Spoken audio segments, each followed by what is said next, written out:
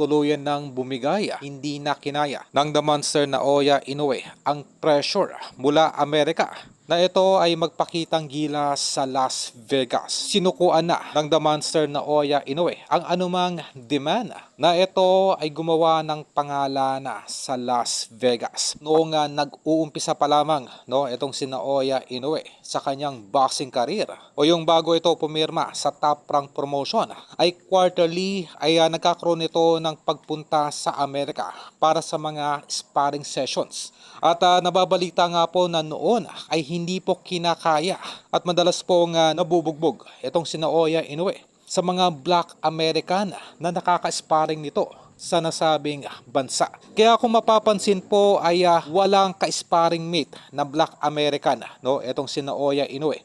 Makahanggang ngayon kahit ito ay nasa kanyang prime. Well, may kakaiba pong estilo yung mga Black American. Kumbaga ito yung kontrapelo ni Naoya Inoue. Kaya kanya pong sadyang iniiwasan. Kung susumahin po ay sa Japan na lamang magpapakitang gilas itong si Naoya Inoue hanggang ito ay magretiro. Ay magkakaroon pa po ito ng 4 hanggang 5 laban pa sa bansang Japan bago ito magretiro. Ang mismong ama na ni Naoya Inoue ang pilit nagko-convince sa kanyang anak na ito ay magretiro na.